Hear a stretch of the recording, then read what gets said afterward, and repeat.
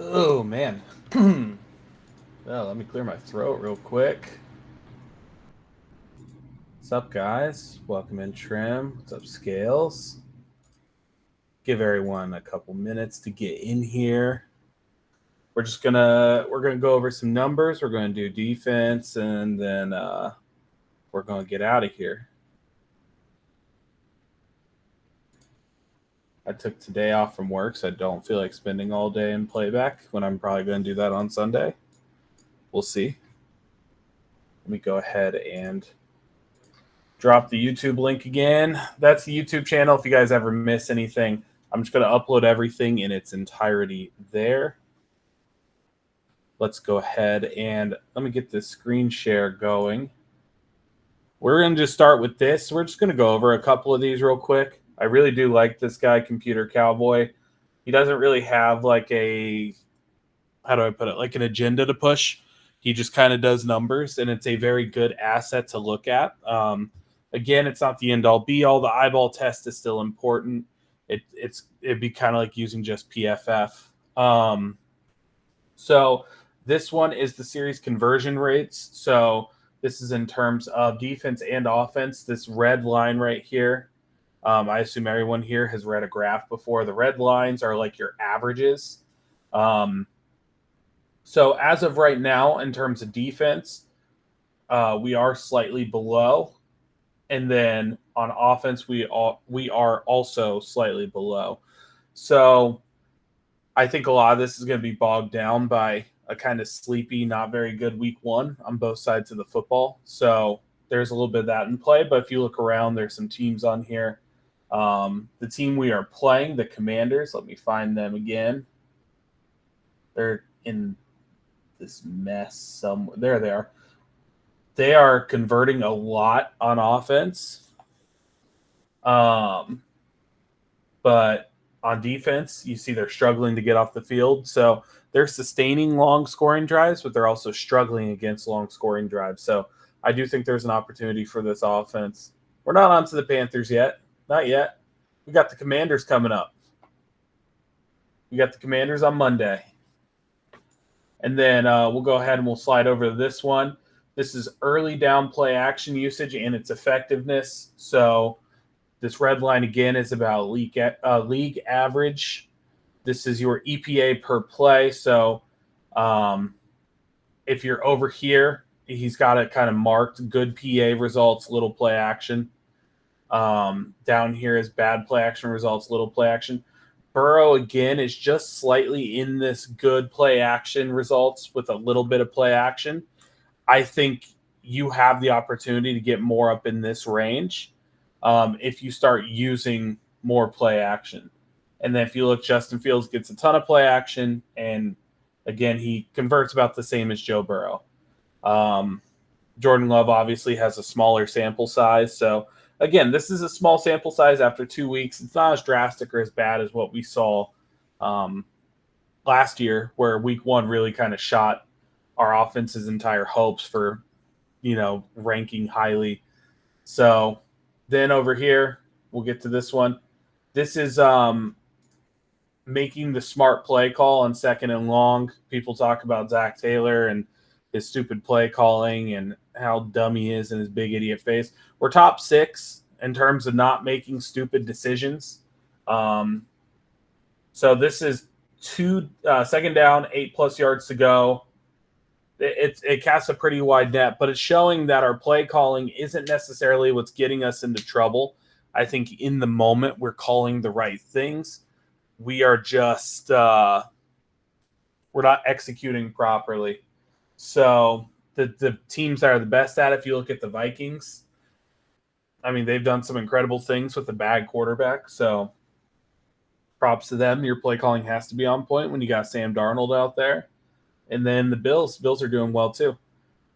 But again, top 6 in avoiding stupid decisions. How each team has been at rushing and passing on early downs.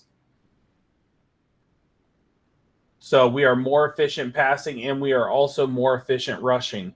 We are just more so efficient passing, which that right there I also believe is a testament to how good we have done in terms of our play calling and our decision making. We're not losing first downs because we're not running the ball. Again, if you're in the same kind of quadrant as the Ravens are, we're more efficient passing. That's why we're more off to the right. But us, the Ravens, the Jets, like we have one of the top efficient rushing games on early downs. So I think this is a good thing to go forwards to earmark as well. And then over here, this is our pass protection. We are 10th in pass pro. ESPN has us at a 58, which is lower. PFF has us at a 78. SIS has us at 70. So again, he just takes all three of these metrics, he grades them out, averages them out. We're top 10. We're tied with the Panthers at 71.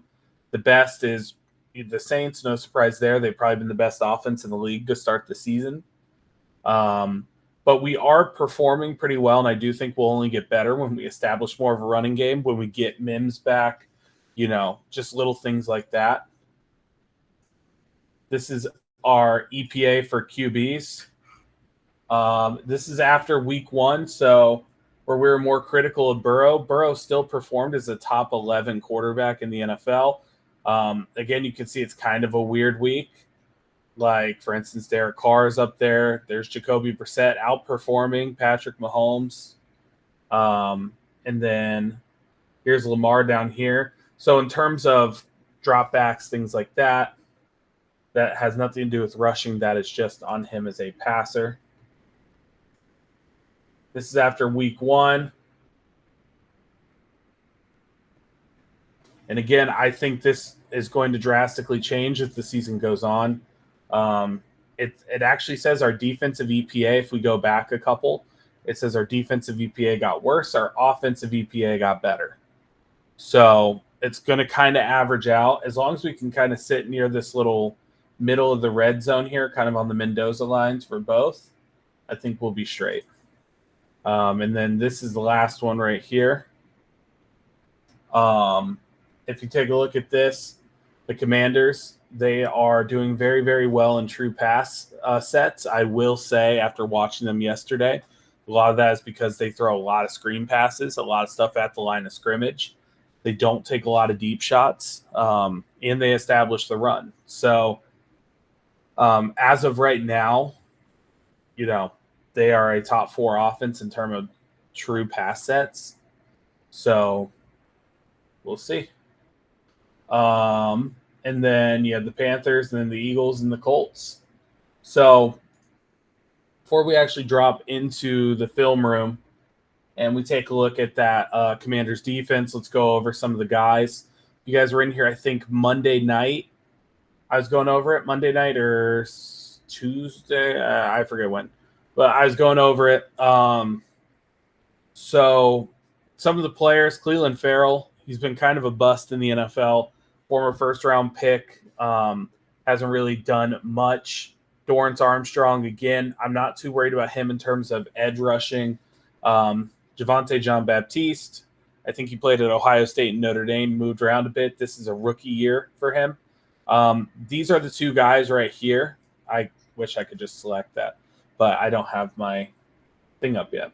Daron Payne and Jonathan Allen, those are 2 of the best D tackles in the league. I think those are guys that could wreck your game if you're not careful and if your guards aren't ready to go. Teddy K, I think, has had a great start to the year. Our guards they've been terrible. And then in terms of our the linebackers here, they have an old Bobby Wagner, Dante Fowler Jr., Frankie Louvu, who I think is a little underrated. Again, not like, I'm not going to call them like the 49ers linebacker room or anything like that. I don't even think their linebackers are as good as ours. But I do like these guys. They can make plays. Bobby Wagner, obviously, is a bit past his prime. This is kind of like watching, Jordan on the Wizards a little bit.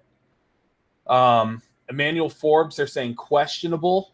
I tend to believe he's not going to play. We'll see what happens. That injury report is not out yet. Is today Wednesday? Holy shit, it's Wednesday. Dude, my week's all fucked up. But I tend to believe Emmanuel Forbes is not going to play. We did watch a lot of Dominique Hampton as well when we were doing our draft stuff. So there's a rookie, third string again. They lost their safety from last year. He went over to the Rams, so they got Jeremy Chin, Juan Martin over here. Mike Sanders still. I know we had a lot of people who liked him in the draft process as a nickel. Injury reports tomorrow. That's what I was thinking. It would be today or tomorrow. Everything's pushed back a day since it's Monday night.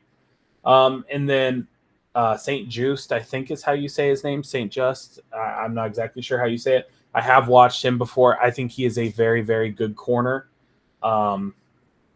My expectations, I haven't watched their defense yet, so this is before we watch it. My expectations for what they are going to do is they're going to probably put him on, if T plays, they're going to put St. Just on T, and then they're going to probably put I hear his name on Madden all the time. Igbenogany, I think is how you say that. Pronounced Juiced, and he is bad. I like him, actually. I don't think he's that bad. That, in all honesty, I kind of like him. But then you're probably going to put Igbenogany over Chase, and then you're going to give him some safety help with Jeremy Chin or Quan Martin over the top. Kind of like what we saw. If you guys have seen some of the discourse on the timeline on Twitter, we're kind of going back and forth a little bit about how good Jamar Chase is and all that stuff, and how he got clamped, even though Trent McDuffie had help on, I think it was over 70% of his snaps in that game. Mike Evans had 2 TDs against him week 1. Well, Mike Evans, that's a Hall of Famer, in my opinion. One of the most underrated receivers in NFL history. I mean, yeah, if Mike Evans is going to go off on you, Jamar should go off on you, because I think Jamar right now is better than Mike Evans right now, but we'll see. I think Jamar's still kind of getting up to speed a little bit with missing training camp, but 18 targets against 11 receptions, 124. Jesus Christ, Baker Mayfield picked on him all day. But yeah, I am curious. I want to see our game plan to attack these guys. That's between weeks 1 and 2. Oh, okay. I know last week, I haven't watched it. We're about to watch it together. This is my first time watching it. But I know I think it was him who got picked on. They threw Neighbors like 20 targets, I think. Like, Neighbors was getting so many targets in that week 2 game. But they still came away with the win. They still went on 7 scoring drives. They just couldn't get a touchdown. But anyways, yeah, I think the game plan is you can't let Daron Payne and Jonathan Allen wreck you up front. If there's one thing that can kill a game, let's say their corners aren't very good. If there's one thing that can kill your game, it's that D-line. And if there's one area where I think we're really weak on offensive line, it's our guards. I think our guard play is way too up and down. I think Kappa is struggling a lot. Getting to play in between Ryan Jensen and Tristan Wirfs kind of, I think, hides a lot of your problems. And let's be fair, Ted Karras isn't Ryan Jensen, and I don't think Trent Brown is Tristan Wirfs. So, again, I'm curious to see what we're going to see on the film here. So let me go ahead and get that up. I need to stop sharing my screen here. How do I do that? Hopefully Mims is back this week. I think he should be. That would be the hope. There it is. Okay, we can see this. Do you guys see the scribbling right here?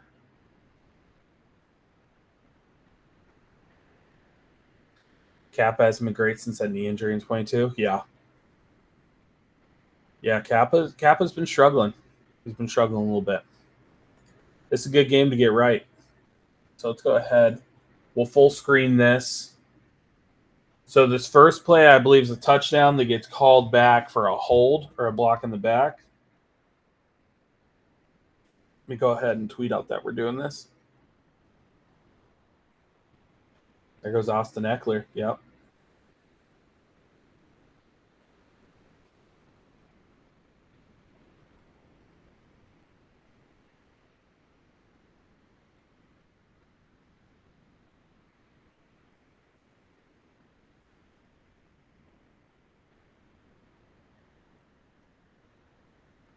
Okay, it's still the kickoff.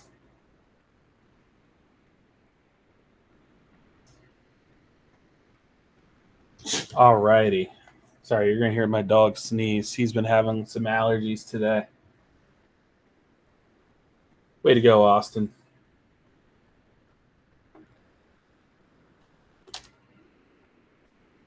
All right, here we go. Good field position to start at the 47. You start the run. Net 7 yards. It's a good start.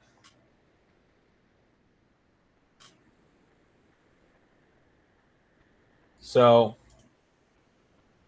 this is a heavier front right here. So you got your 5, and you bring in 1, and you bring in 2. So this is 12 personnel, something the Bengals have been excelling at so far this season. The thing that's interesting to me is they don't try to counter this by getting an extra D lineman on the field. Again, I would probably want to run a bear front against this. I understand you kind of got linebackers creeping towards the box. You got your safeties who are kind of set up to go like down towards the line of scrimmage and make a play here. But if I'm the Commanders, I want to get an extra guy here or even here in case they try to run something off this way. But I think if they come out in this like 4-man right here and they try to stop our 12-man personnel, if we go heavy like this with 2 tight ends off the line of scrimmage, I think that could be something to exploit. Let's see if that keeps going throughout this game here. So the tight ends get a double. Yeah, Eric All and Sample. They're going to be keys to victory a lot this season.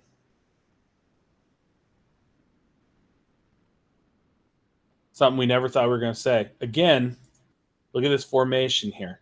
You got 1, 2, 3, 4, 5, 6, 7. So you're still running 12 personnel, but you're running it from a shotgun now.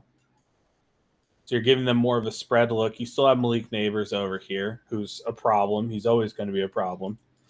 But again, you're running 12 personnel, but you're making it look a little bit different by now going into shotgun. And before they get started, you see if they answer with again. 1, 2, 3, 4. Again, if you run the football here, you should have success. You have 7 guys against 4.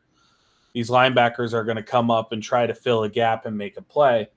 But you get your tight end with the head of steam. You get your running back with the head of steam. That's a hard play to make. Let's see if they do here. Another handoff. Oh, no. Danny keeps it. Okay. There's the first down. So they give a zone read look. They don't respect Daniel Jones. I mean, shit, I was keyed in all the way on Singletary here. I fell victim to it too. It's all on that edge. We talked about it yesterday on the Commander side of things. They're running a zone read concept, which, again, I'd prefer not to see this with Burrow. I mean, unless it's just clear as day. Everybody's flowing, this way to crash on the run. I really don't want to see Burrow in a read option situation. But it's all in this edge here. And Daniel Jones makes the smart decision because he sees him not respecting his running game. So he just takes it right by, picks up a first down, keep the drive moving.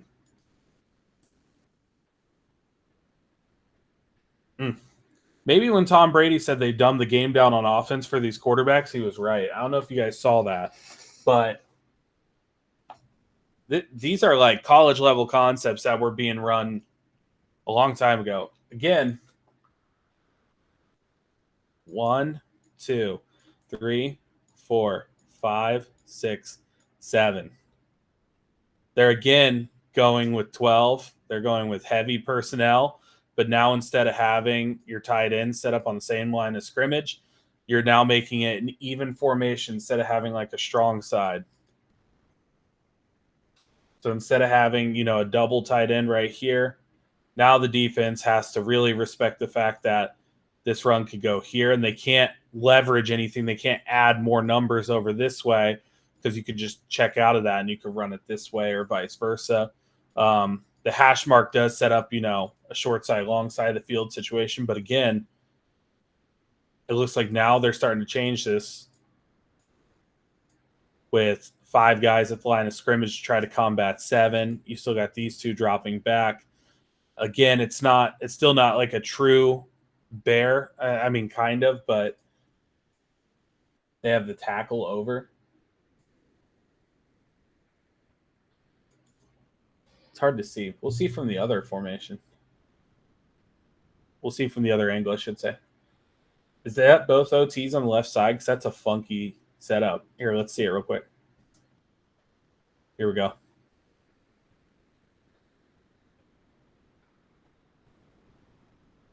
I don't think so. So that looks like an 84 to me. This is just a jumbo personnel. It's not even 12. Looks like they just bring in an extra lineman here. Yeah, it's hard to see the jersey numbers, and they got some big boy tight ends there. But yeah, they just bring in an extra lineman here instead of this being a tight end on either side. So again, you're still leveraged. This is the angle to really see right here, though. Because I thought Daniel Jones was lined up over here. Sometimes that sideline view deceives you. We put Orlando Brown Jr. on the right side at the goal line last game. I think you could see more of that when you get Mims back, too. Like moving some of your chess pieces around that you have on the O-line.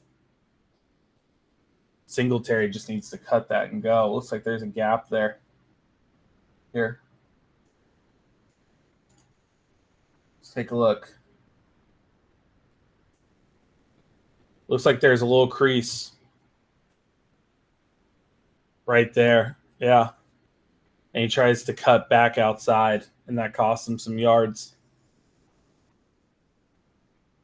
I think he wanted to go even further in this way, and then when he saw the guy get pushed, he missed this kind of crease right here, and he tried to cut it too far back, and it kind of fucked him up there.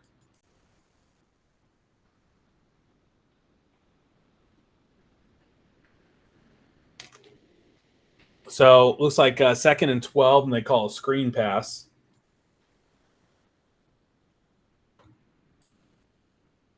Again, this is just standard 5 guys. This is the first time in the game so far that they haven't run a jumbo or a 12 personnel.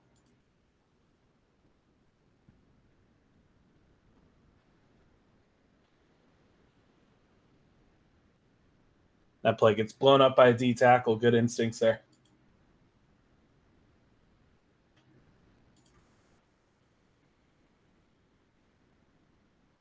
Motion across the line of scrimmage. He's checking into something. This is 3rd and long. You're on plus side of the field. You just don't want to turn the ball over here. Steps up in the pocket. He finds an open guy. Hell of a play. Hell of a play by Daniel Jones. Keep his eyes down the field. I like that a lot too. You're leaving your tight end in line so he can block and release. Easy. It's just really easy against the zone. You just got to wait for him to clear underneath, and you hit him, and then boom, there's Yak. You pick up a huge 3rd down. Now you're set up in the red zone, 1st and 10. You can still get a 1st down before you score, which is a really nice place to be. Danny keeps it. That's the 2nd time. It's a hell of a gain on 1st down for Daniel Jones. Jamar might score that. Jamar needs to get one. I think he's going to get one this week. Tight end misses a block there a little bit, but it's fine. Daniel Jones reads it well.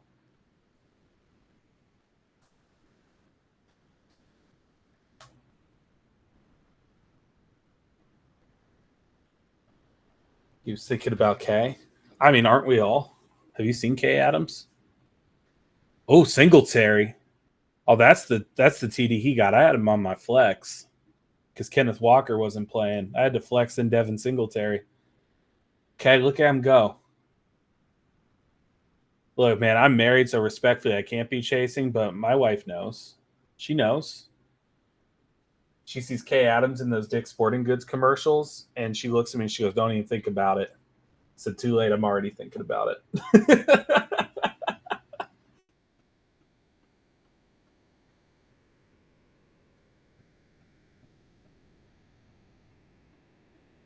It's an awkward looking kick. Maybe it's because he's kicking with the other foot.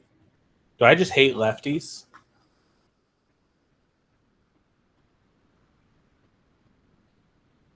No good.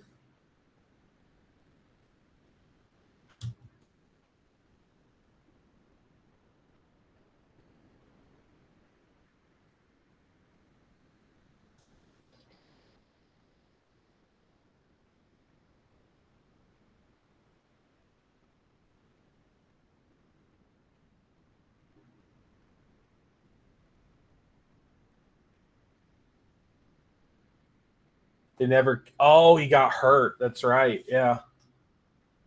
I forgot about that. Gano was hurt. They never kicked again after that. And Washington never scored a TD. Game was so weird. Again, they're going to heavy personnel.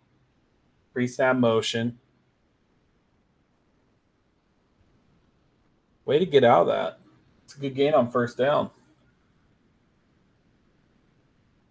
Speaking of, my wife just texted me and said there's a 911 Chick-fil-A is getting rid of their waffle fries. That's interesting. I don't really eat Chick-fil-A too much. Yeah. I go there for breakfast. Chick-fil-A's breakfast is elite. I don't know. Maybe it's just some viral prank she's trying to pull on me. I don't know, man. I'm chronically offline. It's football season. Again, that looks like an extra big body right there. I'm going to call that another jumbo personnel. It looks like another O lineman. That does not look like a goddamn tight end. Then you got your 3 wide receivers out there.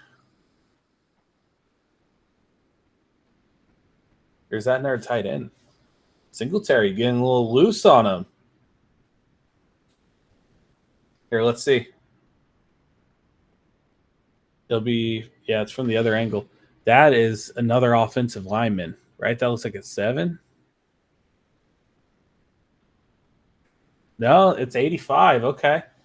That's just a big ass tight end.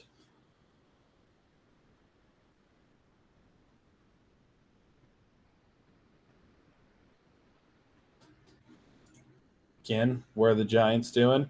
1, 2, 3, 4, 5, 6, 7.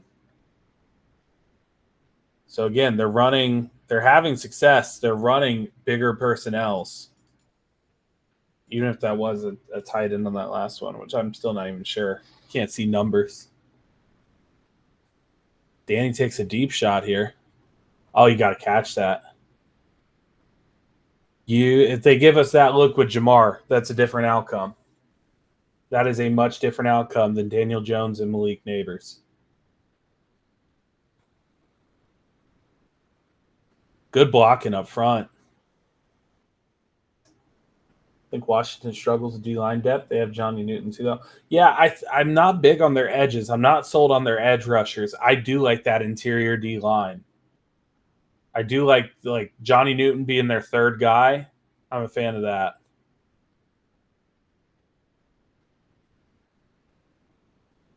Now you're in second and long. You decide to call, zone.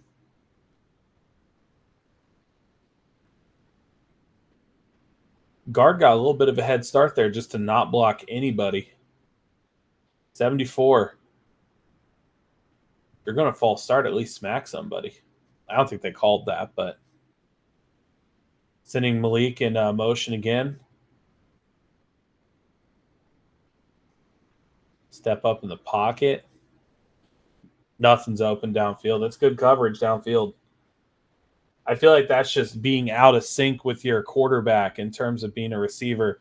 Because when you see him start to kind of move around here, you want to get something. Because a lot of times it's going to be right over the middle of the field here. And just nobody is really moving. I mean, he didn't break out of the pocket, so it wasn't like a true scramble drill, but how many times we've seen where Joe gets a little shisty in the pocket and Jamar's open downfield because he breaks off a route, like goes the opposite way.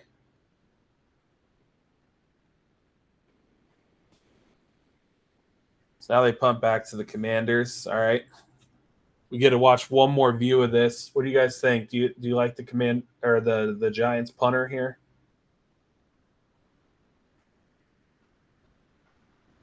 That's an ugly ass field, bro. Look at all the brown spots they have.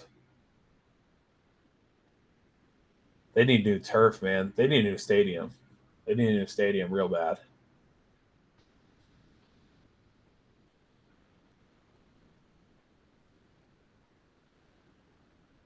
Not really any of a gain there.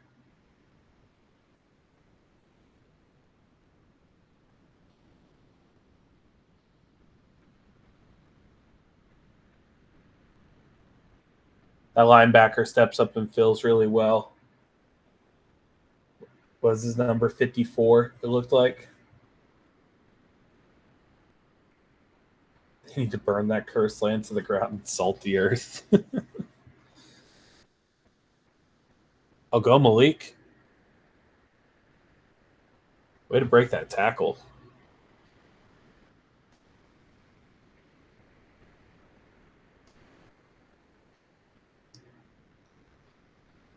Sorry if you guys can hear me drinking my Starbucks. I need a little something. 54, it's Bobby. Yeah, I had no idea what number he was over here. I Bobby's going to retire one day. It's probably going to be 1 year with the Commanders. I'm not even going to think of him as a Commander. It's like all those teams Adrian Peterson jumped around to. It's like, bro, I do not think AP is anything but a Viking. Bobby's always going to be a Seahawk.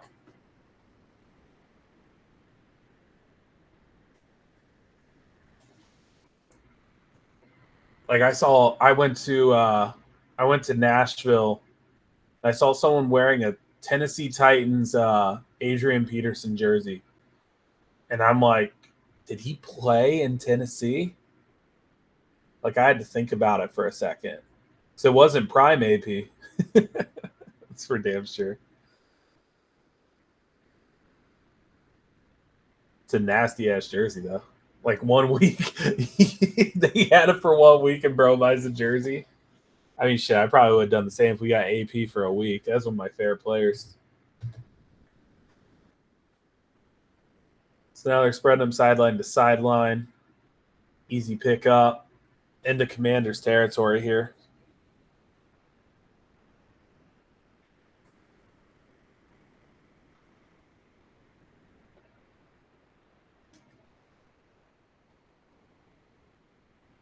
Good throw. Good throw outside the numbers. This is 2 minute. They're getting back to that line of scrimmage. Has to be 2. Title's not popping up for me. It's like Marshawn Lynch with the Raiders. That's one I always think of. When I think of seeing dudes I love play, like just absolutely wash for other teams. The only one who's not like that for me, I think, is Frank Gore. Because Frank Gore was just kind of a dog wherever he went. Good job throwing it away there. Not taking the negative play. Let's see what they're doing on this D-line to try to simulate some pressure on him. So, again, 4 down. D-line's just not really doing anything. Low-key, he had no reason to even break contain on the pocket there. Like, it was a pretty good pocket. That's Tom Brady. He just sits back there. And I know Daniel Jones is not him, but now they're rushing. Good blitz pickup. Get the ball out to your playmaker in space. Good yak. This running back picks up a nice blitz here. Zach Moss, man. Better be ready. Watch him right here. Bang. Good blitz pickup. Not like a huge hit. You don't kill the guy or anything. Just get in his way and let your quarterback throw the ball.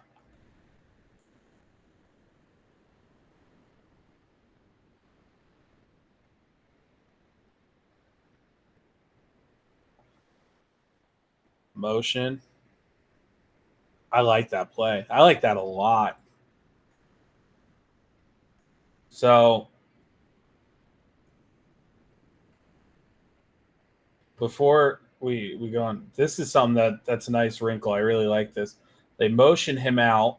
They have 3 receivers out here. So the defense is going to naturally start flowing this way. So they're like, oh, they're just going to throw the screen to the running back. They got numbers over here. They're going to block it up. So off of that pre-snap, like eye candy.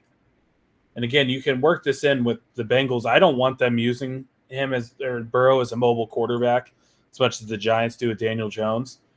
But there's certainly like some things you can do with this misdirection. And, motions him out. Makes a couple guys miss on the D line.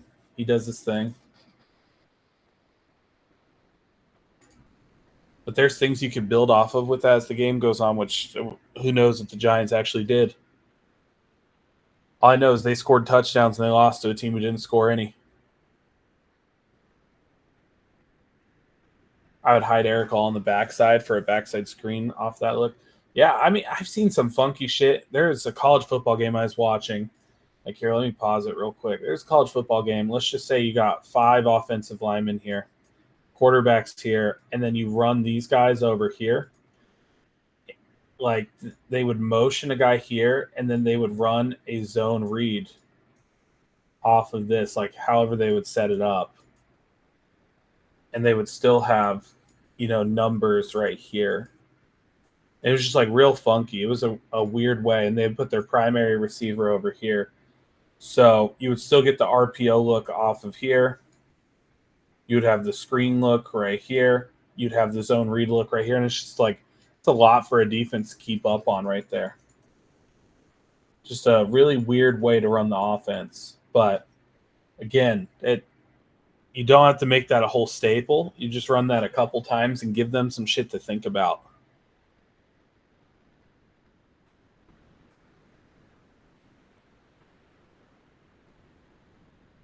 I'm trying to remember who it was who I saw do that.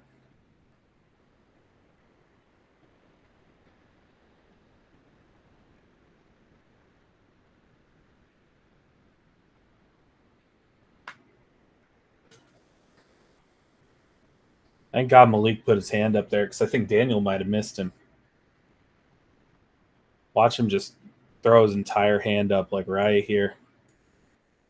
It wasn't a great throw. I get you have to loft it over Bobby over here, but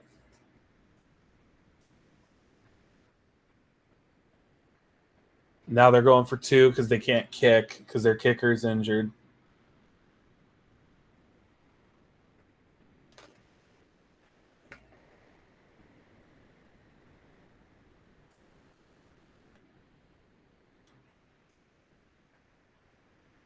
Okay. Daniel Jones tries to be a bit of a playmaker.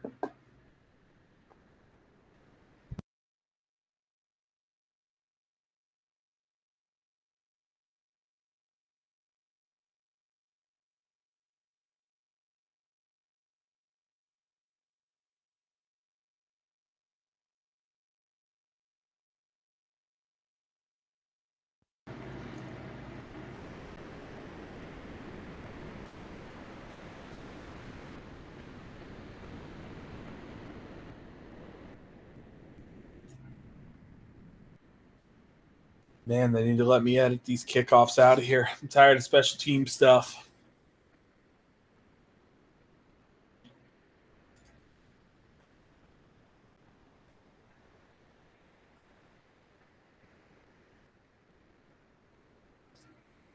So again, man, it looks like they're like shooting this through like a sheet of privacy glass or something. 7 guys down. So again, you're going back to a heavier personnel look here. Now they're calling a play action shot out of it.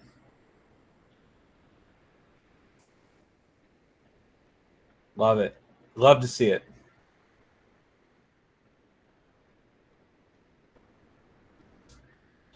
12 personnel. You got double tight ends.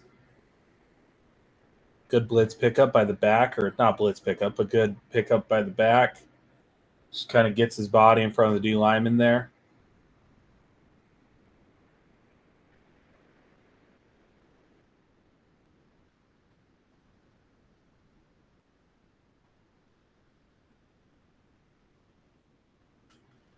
Good run. Giants are moving. First possession of the second half, they're moving the ball. Motion across.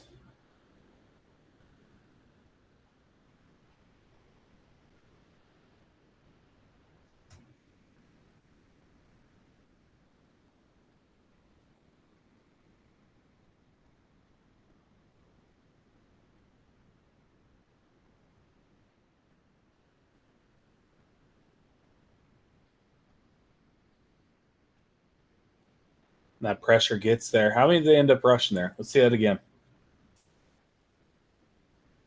Are they about to? Yeah, here. I didn't pause it in time.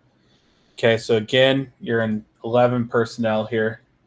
You think Burton plays Monday? I think Burton plays as long as he makes plays. So they're rushing 1, 2, 3, 4, 5. I feel like this tight end's going to miss him or just not get anything here.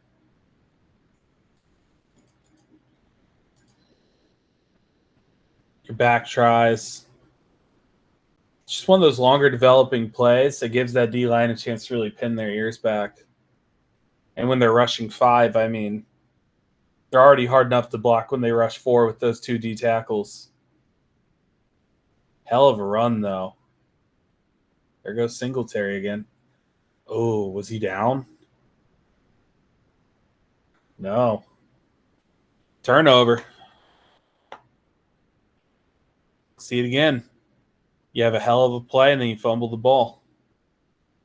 Sent you a Burrow interview on Rich Eisen's show. Yeah. I'll definitely play it after this. I got all the time in the world.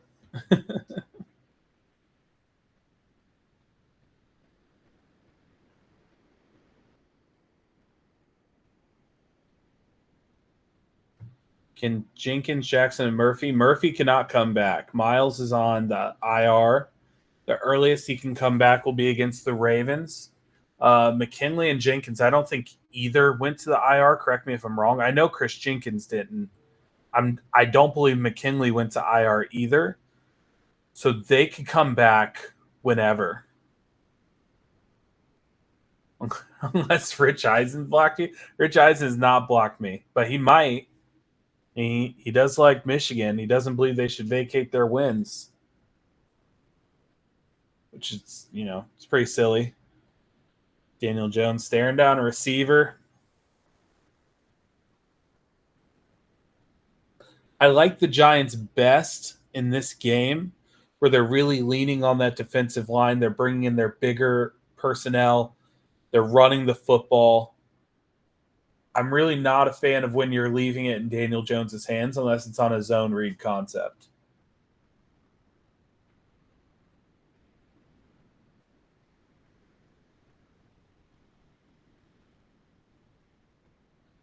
Pressure's starting to get there a bit. So back-to-back incompletions here. To be honest, 12 personnel T and early down should be bread and butter. Absolutely.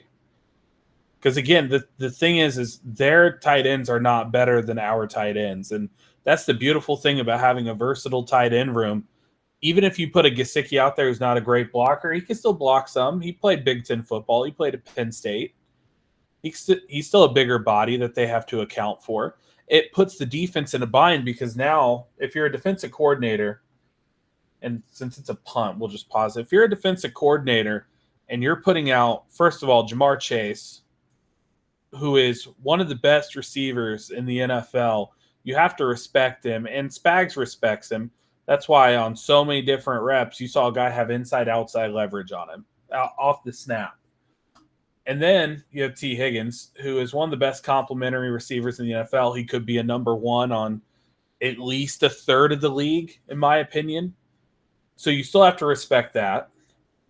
Then you have this guy back here named number 9, and he can get it done with his legs, and he can get done throwing the football as well. Let's make that look a little bit more like a check mark. So then when you factor in being able to run heavier personnel, now you're putting out a Gesicki who's more of a Y receiver. So again, you can match him with the nickel, but if we put him out wide, Are you going to let him get a one-on-one with your nickel playing out of position, not in the slot, but out wide, just because it's a tight end where he could just go up and box him out? Or are you going to let one of these number one corners right here, who's going to cover Jamar, follow Gesicki out because he plays outside? Now you got Jamar inside. Now you have a question. Are you going to put a linebacker or are you going to put your nickel on Jamar Chase? And are you going to cheat to give safety help on the inside? Or are you going to let your safeties play their positions like they're naturally going to? Then you could bring in another tight end in Eric All. And if you bring in a guy who, like another guy to cover him, now you have a decision to make. Are you going to match him up with a linebacker? Because for most linebackers in the league, that's a mismatch. Or are you going to bring in a smaller guy like another safety or another corner? And now that's a mismatch in the size department. That's why I love the tight end position. It's a cheat code. Like if you go look at how the late Patriots with Tom Brady ran their offenses, like it was beautiful what they were doing with Rob Gronkowski. Like again, Gronk is obviously a little bit different than these guys, but they would take Gronk. So I'll just put 87 here. They would take Gronk and they would say, all right, here's the thing. We're going to run these 5 linemen right here. Gronk's going to be lined up on the inside. He's basically a number one option. He is our number one wide receiver. Are you going to now move your best corner inside? Because a lot of corners don't like to travel to the inside. They want to play either out here or they want to play out here. Okay, cool. You're going to put a linebacker on it. This guy right here, 87, he's too fast.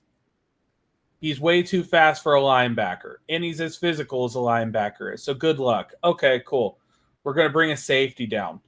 A safety is way too small for Rob Gronkowski. Gronk's going to box him out on a little slant route from the slot, or he's going to run an out route, a man beater, or if you put a guy who's too slow, he's just going to take the shit over your head. And we watched it. If you go back and you watch that Patriots-Chiefs AFC Championship game, the main issue with the Chiefs is they couldn't figure out what to do with Rob Gronkowski. And that's an issue a lot of teams had. But if you send this guy out wide and you want to put a corner over top of him, that shit is just going to be thrown up. That's a T. Higgins type jump ball right there. And Gronk's going to come down with it or he's going to get DPI. And that's just as good as the reception is, right? So the Bengals, obviously, we don't have a Rob Gronkowski. Let me go back. Here we go. We don't have Gronk, but we do have some guys who can make plays and big-time moments. So let's say you're going to run something kind of like this. Let's just say it's a true, just 12 personnel. Let's not get fancy with it. First of all, this guy over here, this is going to be your number one. I don't know why. Whenever you draw plays, I feel like you always put your number one on the left side. Maybe I'm a Cliff Kingsbury, who's just awful. But, you're going to give safety help over the top. That's what this circle up here is going to be. This circle right here, we'll just call that your corner. So they're going to just try to take this away right here. And a lot of teams have been putting their corner 2 right here, because they want their corner 1 to be able to lock up T. Higgins. Let's say their corner 1 can do that. I don't think the Commanders, if T and Jamar play, have the corners to be able to do that. So this is where it gets a little bit spicy, right? So now you got 3 guys. So again, let's give them the benefit of the doubt and say this DB over here is locking up. So now you got these 5. They're going to rush 4. So now your answers are you're spread out over here, and then you already got 7 guys on the field. So there's 8, here's 9, here's 10, and let's just put a safety back here. He's just going to play middle, right? You are now going to have to count on one of these linebackers here to cover one of these tight ends, and we saw it with Gesicki. The Chiefs linebackers are much better than what the Commanders have to offer. They can't cover a Mike Gesicki. A linebacker cannot cover Eric All to this point in his NFL career. We have yet to see it. So this is without offering a double to T. Higgins. So you're going to be counting on linebackers here to make plays. And then on top of that, you still have the running back threat out of the backfield. If this is a Chase Brown on just like a little swing pass, now you're going to count on your safety to get there or your linebacker to get there. And again, I don't think a safety is going to, not a lot of safeties are going to have the speed to be able to make a play if they line up clear back here. And there's no chance in hell a linebacker is going to be able to keep up. And this is giving them the benefit of the doubt and saying that this double team on Jamar is going to work and this one-on-one coverage against T. Higgins is going to work.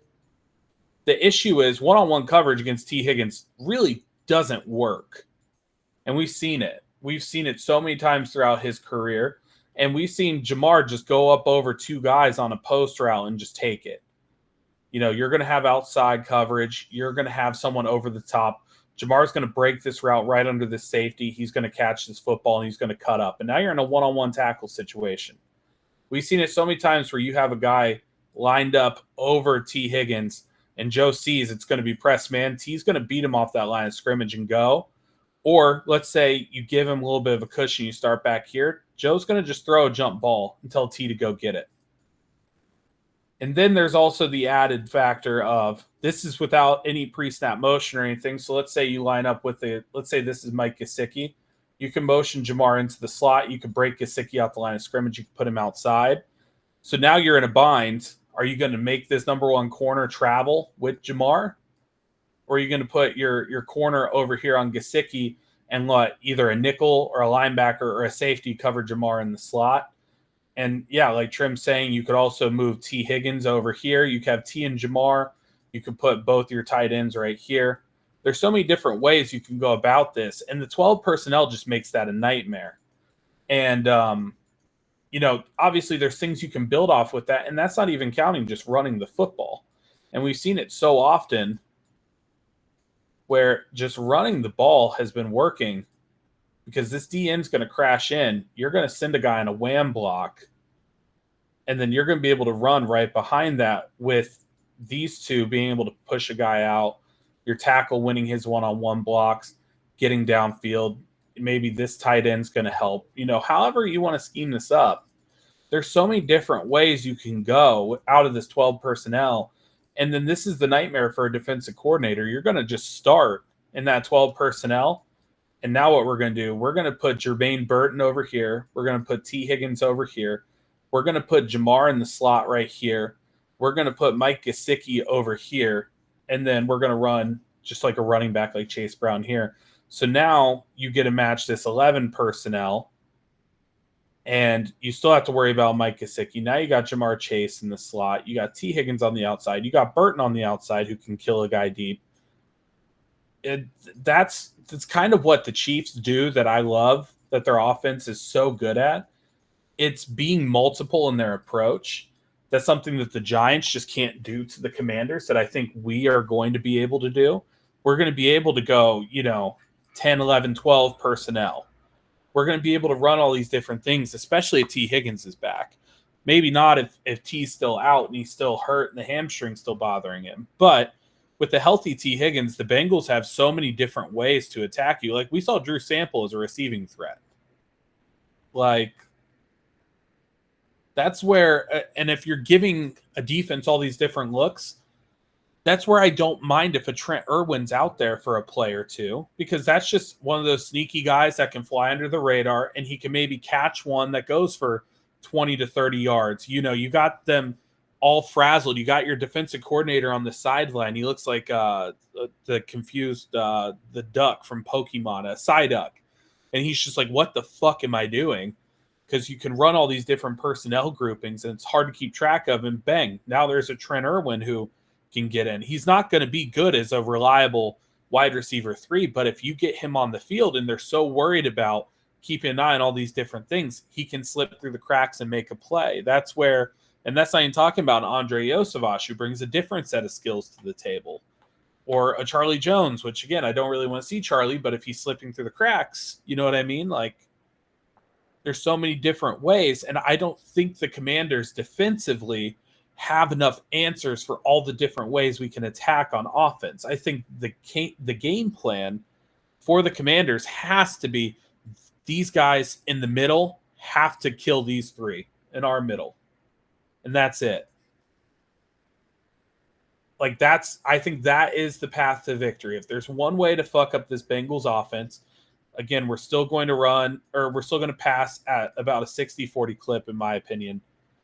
You have to keep an eye on these 2D tackles, because if you're going to leave them in one-on-one blocking situations with the Kappa, with the Karras, or with the Volson, they're going to get theirs. They're just too good.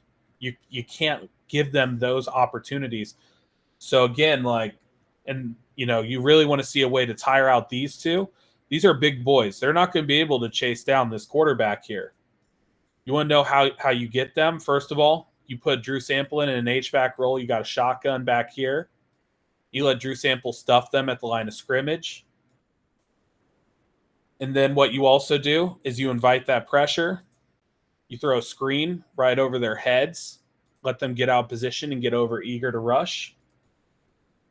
And then another thing I haven't seen the Bengals offense do enough of yet, you keep these 5-6 uglies in here. We call them big uglies. You keep them in. And now you're going to run the football effectively directly at them, force them to make stops. And then once they start making some stops, instead of running the football, you're going to boot Joe Burrow out.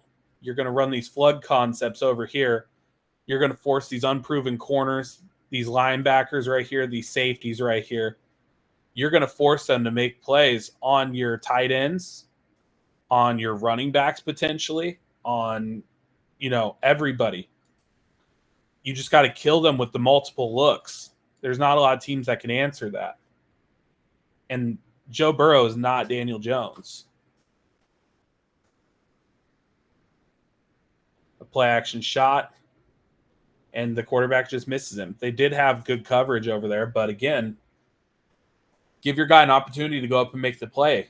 I'll give Jamar Chase that shot. I get there's two guys over there.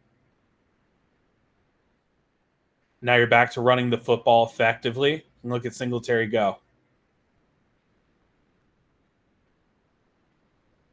That's, again, it's so frustrating.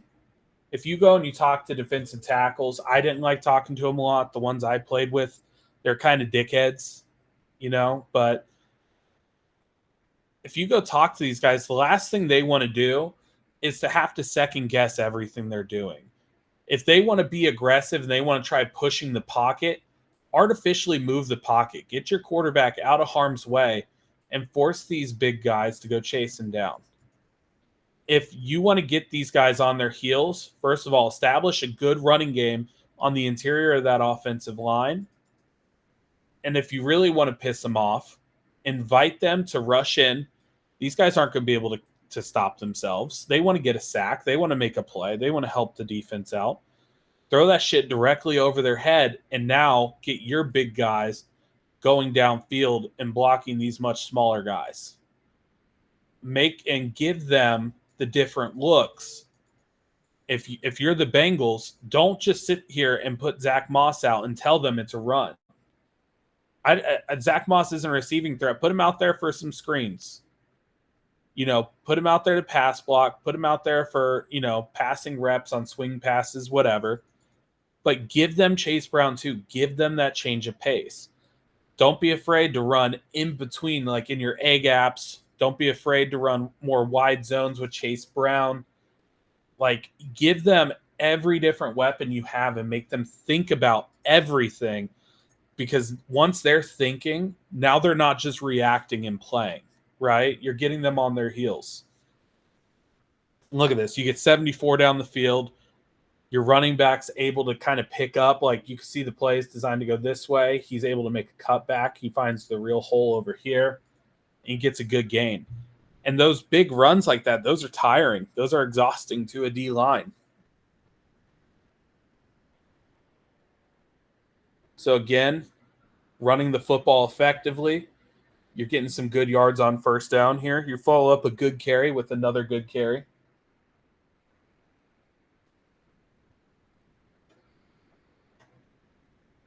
$89, that's going to look familiar on Monday night. You're going to let Drew Sample line up in that fullback role.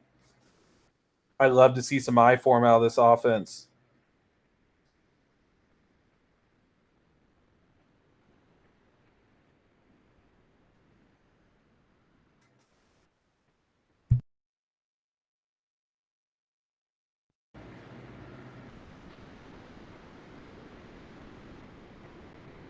Singletary's kind of nice, man.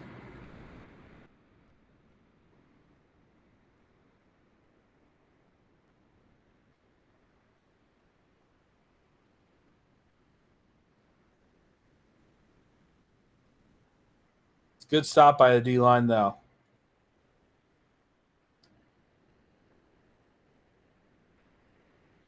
Fortunately, he doesn't get to play the Commanders every week.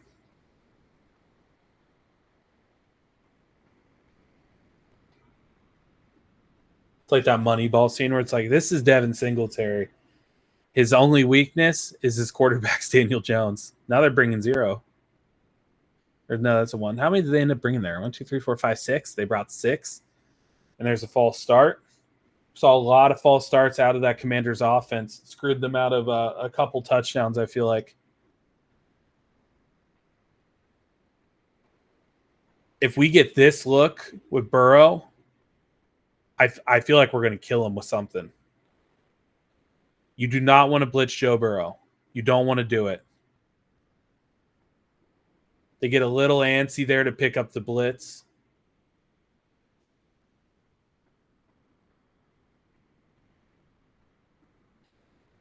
And if you are going to blitz Joe, you can't just show him like that pre-snap. You got to disguise that. Now they're rushing 4, blocking 6. Give Daniel Jones enough time. It's a good gain. But again, it's 3rd and long. It's not good enough.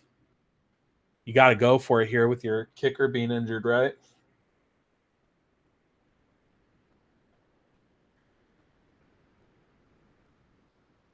That sets you up for a 4th and manageable.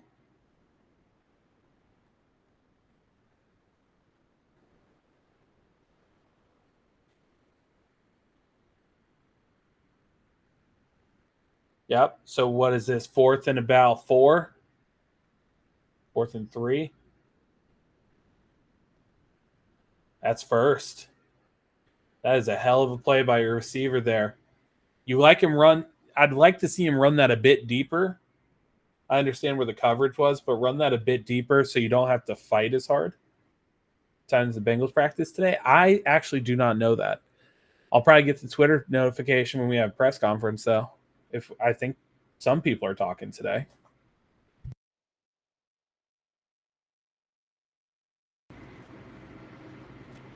You don't think there's open? Okay, so it's not open practice. Gotcha. Daniel Jones with another zone read. They're falling for that every time.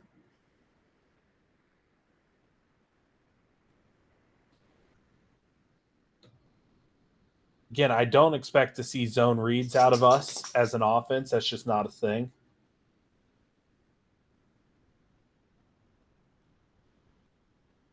Yeah, there will be an injury report, though, today. I think there has to be on Wednesday, Thursday. Really, I think the Thursday injury report's what everyone says is the most important. So really this week for us, it'll be Friday. That Friday injury report is what matters. It'll be kind of nice. We get a stress-free Sunday. We just get to hopefully watch all of our ops lose. Ours is Thursday, Friday, Saturday this week, yeah.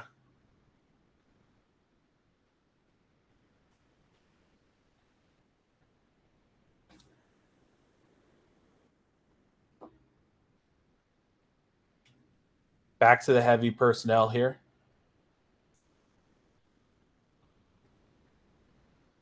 That's PI. Yeah. Can't do that against Jamar. Jamar will kill you with that.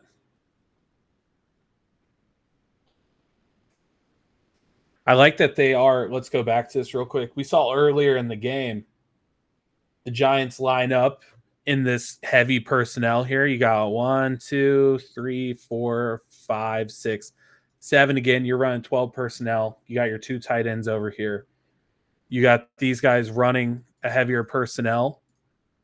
And the Commanders have kind of changed their response because earlier it used to just be like, a basic 4-3. Now you're actually running like a true bear. You got these 3 big bodies right here. Edge here, edge here. You got this guy. I mean, you got, what is that? You got 7 on the line of scrimmage, and you actually have that outnumbered. You have 8. You have 8 down. So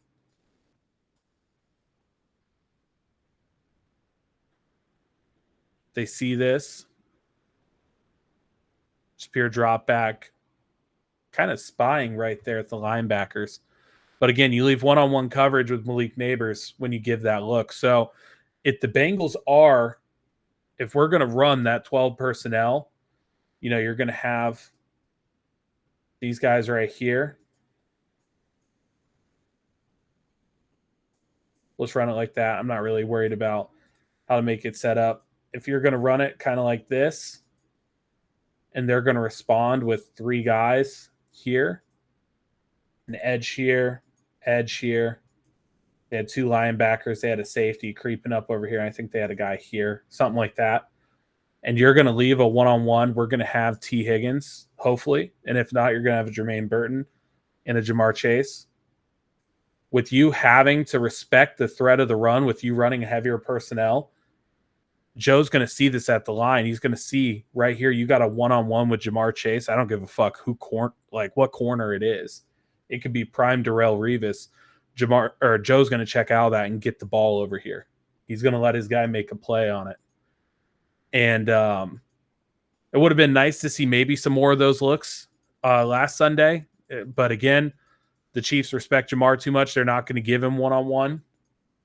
You can line up in this 12 personnel. You could tell them they're going to run the ball. And Spags is going to do exactly what Lou did. And that's, fuck it, run the football on me. I don't really care. I'm not giving you guys a real opportunity to throw the ball over my head. So the Commanders, on the other hand, they're willing to give that look to Malik Neighbors. So just something to keep an eye on. Again, Jamar is a different level than Malik, but still have to respect that guy. Back to 12, running the football. Not getting enough initial push. You get your guard or your center there against the linebacker, and he lets the linebacker make a play in the hole. And that's one thing that we've actually been doing really well in terms of our run game. We've been getting guys down the field. We've been getting our offensive linemen on these smaller bodies down the field. I feel like that's got to be a catch. You had him kind of boxed out. Malik's got to go up with strong hands and get that.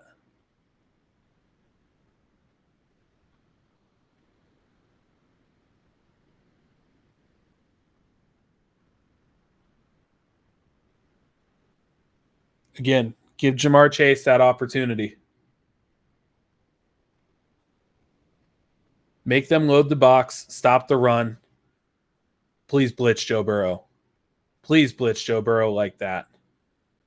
How many they send there? Was that a true 0? You got 1, 2, 3, 4, 5, 6, 7, 8. You got 8 bodies at the line of scrimmage. They sent all of them. Yep. Please send 8. Please send 8 against Joe Burrow. Now they got to go for 2 because their kicker's injured. Let's see what they do here. Again, crowd line of scrimmage. Oh, you got to catch that. The tight end's got to come down with that. Help your quarterback out.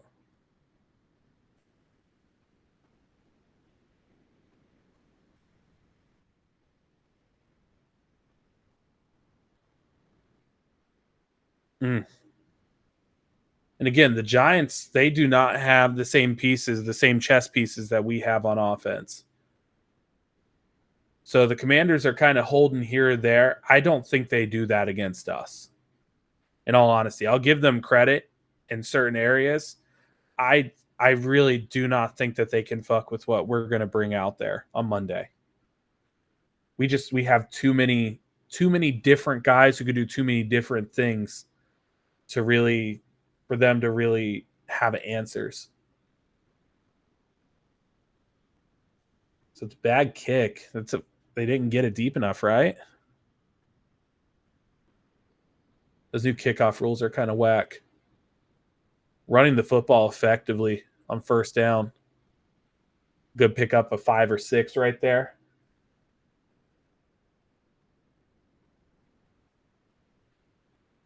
So again, 12 personnel. They answer it with 4 guys on the line of scrimmage. If you're able to dominate against 4 guys at the line of scrimmage versus 12 personnel and get to that second level, 5, 6, 7 yards is minimum. Again, 12 personnel again for the Giants. They're throwing out of it. Jones takes a shot. I mean, still pick up something. It's 3rd and manageable. It's 3rd and 1. How many do they end up bringing here? So they're rushing 4.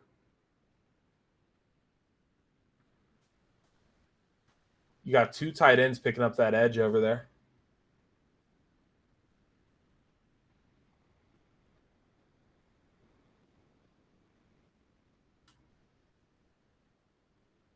So 3rd and short. I feel like he was there a bit early. Did he time that perfectly? I feel like that was offsides. Bengals haven't run the ball that much this year. Stats say they've been very efficient when choosing to run. 7th in rush EPA, 3rd in rushing success rate, 4.28 yards per carry. Yeah, I think it'll only get better as the year goes on. So again, back to 12 personnel. Taking a shot. Jones throws it late. If he anticipates, that could be a completion.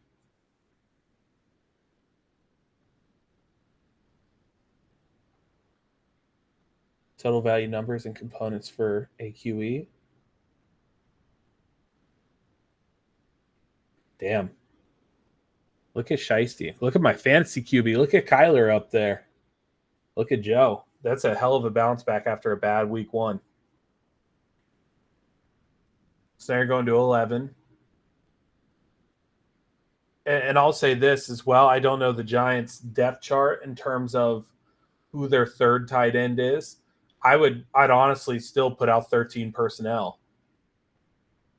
I would run 12. I would run 13. I would force them to respect the numbers that we're going to have inside the box, not be able to cheat against Jamar one-on-one.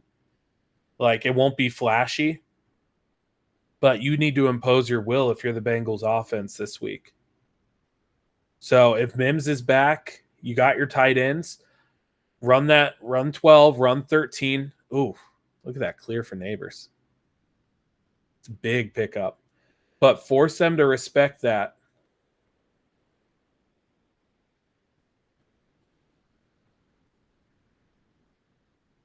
You got only one guy with his hand in the dirt here.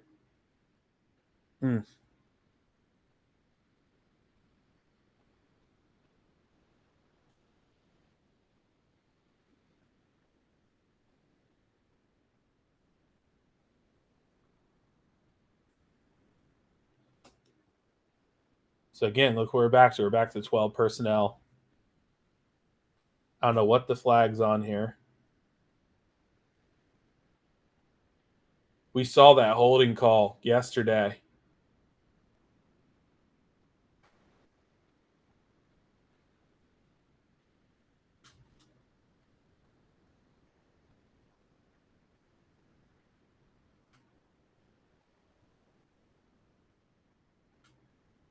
Again, back to 12 personnel.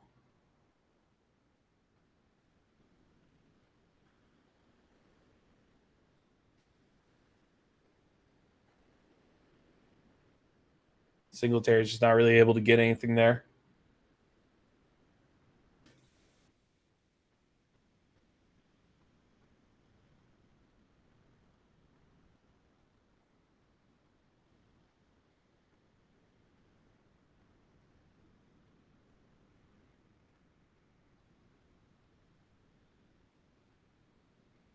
See if they answer with here. So now they're going 5 wide.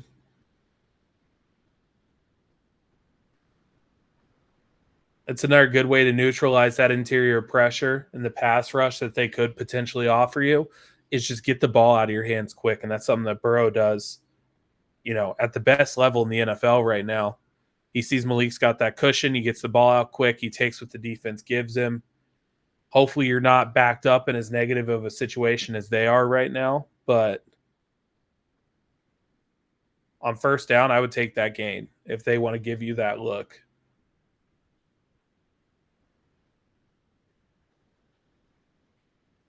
Ooh. Look at Daniel Jones making plays. Looks like they're spotting him a couple yards short there. So they rush 4. They end up getting home. He took someone's ankles with him.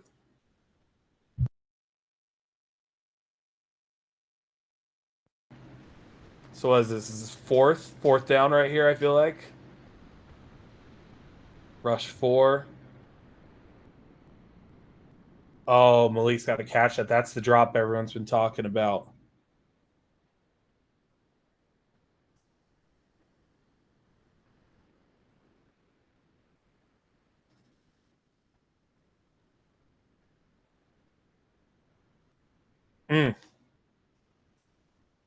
Unfortunate drop. Again, he'll be a great player, man. That's tough. That is a tough one to drop. Is that their last offensive play? I think so. Yeah, that's their last one. Okay, let me go ahead and stop that because Trim sent me something. They lost the game. Yeah, I had that one on. That was in my quad box. Let's see here.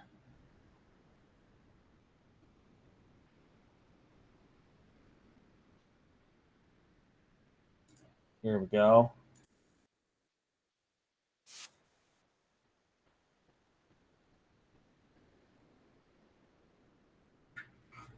Let's get this screen share going. That is not it.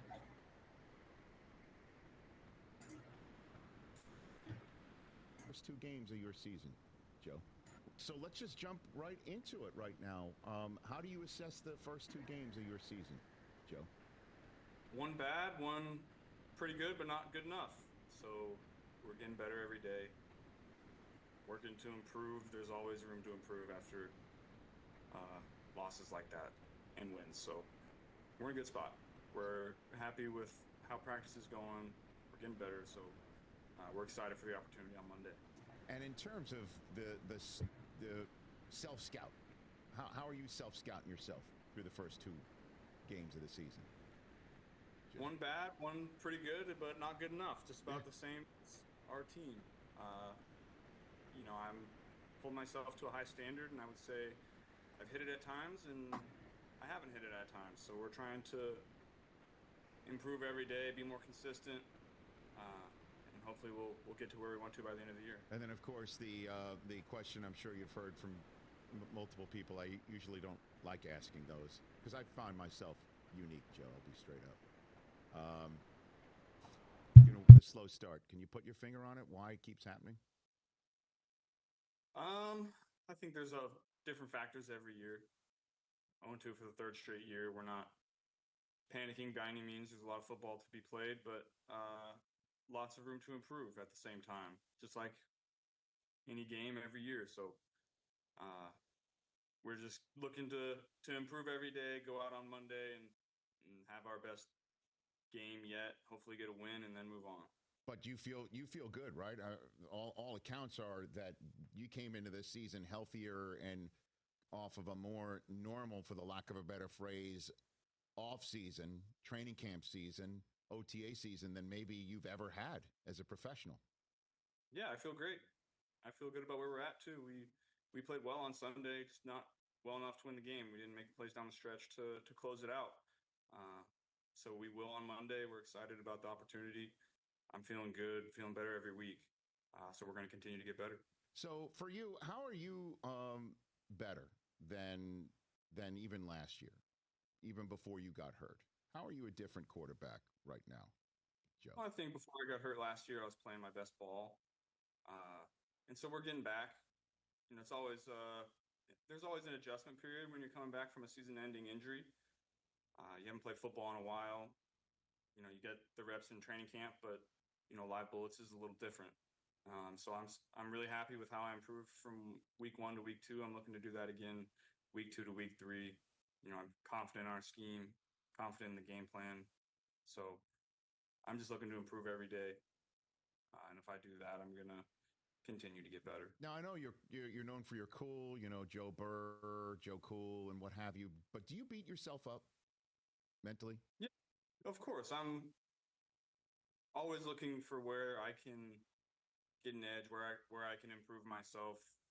I expect to play close to perfect football, and when I don't, I'm pretty hard on myself, and always looking for little areas to improve my game. And I would say Sunday was not perfect by any means, so that's always what I'm striving for. I'm striving for perfection, and if you make little increments towards that goal, then that's a recipe for success. Well, who do you speak to when you beat yourself up? Just yourself? Who's in your Myself. That's it? Yeah, I talk to myself, and I'm definitely harder on myself than anybody else is around me, and I think that's how you want to play the game and how you want to handle yourself for constant improvement. Okay. I think it's kind of nice to hear him be a little bit honest about that. So, we watched through this whole game here. I think like the key takeaways for me, first of all, you got to be multiple in attacking this defense. You want to go from, that's a little off your guys' screen, sorry. My setup's a little weird. You want to be multiple, whether you're running 11, 12, 13 personnel. I do think you can win this game with 12 and 13 personnel exclusively. The Giants did a pretty good job at moving the football down the field. Again, we talked about it while we were watching the film. There's two guys on this defense who can wreck your games, and they're both their D tackles. So how do you offset against a good defensive tackle? You want to run screens. You want to make them chase after the football. You want to make them second guess everything that they're doing. You want to be able to run the football effectively. So again, it's not getting one dimensional in your play calling or your personnel. It's making their defensive coordinator have to really dig in, make them have to focus on all the different ways. Because again, it's hard. Like a lot of teams, like if you look at the Giants, I think offensively, it's fair to say they have like two guys who you should really respect, and that's Malik Neighbors and that's Devin Singletary. I don't think anyone else is really a guy that you have to game plan to stop. But for us, you got Jamar, you got T, you got Yoshi, you got Burton, you got Eric All, you got Gesicki, you got Zach Moss, you got Chase Brown, you got Joe Burrow, where if you let him break contain, he can kill you too. Like, he's not a true dual threat quarterback. He's not going to run all over like Lamar. He prefers to kill you with his arm in the pocket. But these are so many different things you have to focus on as a defensive coordinator. And it's something that we did well, but not well enough last week. Like, okay, cool. You want to take away number one. I get T wasn't playing. Yoshi made some plays. Burton made a play. But we needed to just keep picking on them with these tight ends. And we need to dictate the game a little bit more on offense instead of letting them dictate our game plan, So that's something to look for this week. This defense is much, much, much worse than the Chiefs, in my opinion. I don't think McDuffie's as elite as everyone else says he is. He got help. If I remember correctly, I saw it was on over 60 or 70% of his snaps. He had help against Jamar Chase. So he wasn't really clamping. He was just kind of getting help. If anything, that's kind of what we did with Eli Apple a lot. So do with that narrative what you will. But the game plan for this week is, okay, they're going to want to come out just like every other team, and they want to focus on Jamar Chase.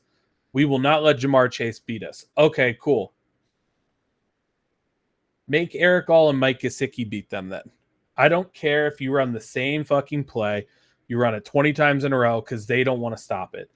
Again, we saw them blitz Daniel Jones. We saw them get aggressive. Again, I think if you come out here with this 12 personnel, like what the Giants exclusively did, and I think the Giants did it pretty well, they would run 12 personnel kind of like this, right? They would do something kind of similar here. And they would respond, which is running, a basic 4-3 defense. And that's cool. That'll get you stopped sometimes. But the Giants were effectively running the football. They had a bad turnover in plus territory. The Giants also, they have a young Malik Neighbors. He's not on that Jamar Chase level yet. So they were offering up a lot of one-on-ones, which means they could donate a guy here in the box. That's not going to happen. You might as well just put another guy on this side of the field permanently. He's not going to line up like this, obviously, but just always imagine there's two guys on Jamar Chase. And then if you have T. Higgins out there, my smart money would say you're going to double T. Higgins too. So you're going to take away 4 defenders right here, which means that everything is going to be right here. You're going to have these 7 guys against our 7 guys. So that personnel can dictate so much of the game because the versatility of a Mike Gesicki. You can motion him out into the slot. You can motion him out as an outside receiver from a 12 personnel. Again, 12 is 12. It doesn't matter how they line up. If you have 2 tight ends on the field, you're running 12 personnel. So you can put a Drew Sample back here as a fullback type role and let him lead block and run in behind it. You can do something like that.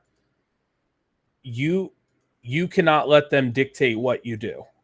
And if they want to play the games and they want to, do what the Chiefs were doing to Jamar and having a guy who is playing outside and inside coverage, sometimes even over the top on Jamar, fine. Put 3 guys on Jamar Chase.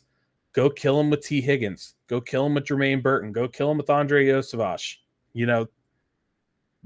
Let them game plan how they're going to game plan, and then you dictate how the game's going to be played to them.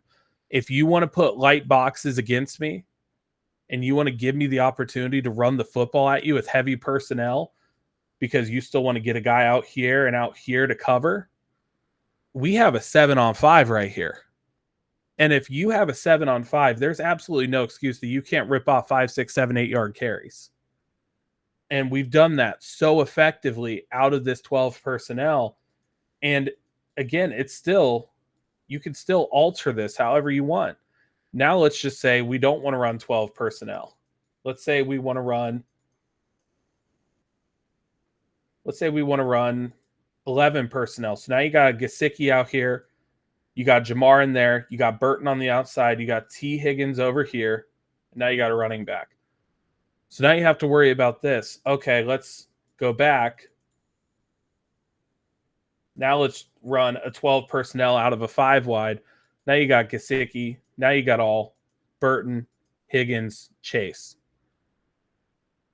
And then you could just alternate between whatever personnel you want to run. And they don't have the guys defensively to really answer that. Like here, let me turn off this camera. Let me pull up a screen share here because I still have this up before I end this for the day.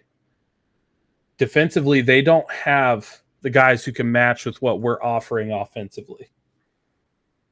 And that's just the reality. And you have to be able to abuse that matchup. There's, it's a lot of matchups I like, bro. There's a lot. I mean, again, I don't think a Frankie Louvu, Bobby Wagner, or a Dante Fowler can fuck with a Mike Gesicki or an Eric All. I'm targeting Bobby Wagner in coverage. Yeah. He's older. He's slower. I'm going to tell you, if T. Higgins come back too, the other thing that could hit, I was talking to Yoshi last night about it. The beauty of what he's done is he could do everything. So Mike Sanders, though, a lot of people like them, but go look at his PFF, all the receptions that he's given up. Mm-hmm. He's given up, I think, 5 or 7 this past week and 2 or 2 the week before them, and he's 5'10". I told Yoshi, bro, box him out He was like, all right, bet. So I feel like if T comes back, like, and Yoshi was super confident about like what they got coming up this week too. Yeah. I mean, and that's the thing. We're doing all this talking about just T and Jamar. Yoshi's a legitimate weapon, and so is Jermaine Burton, and we saw that. So it's, again, keep that pre-snap motion going. Give them the 12 personnel. Give them 11. I mean, you could do so many different things with all the different pieces we have on offense. Last week's kind of a weird week. You're playing against a good team, a good defense with a good DC, and you just kind of snapped out of your lull that you had against the Patriots, and now it's kind of on. I feel like they're kind of waking up. So, again, I don't see a guy on here who can really fuck with any of the weapons we have. The only matchups I have questions about are those 3 interior offensive linemen against Deron Payne, Jonathan Allen, and Johnny Newton. That's about it. So that's kind of all I got. You have anything, Zim?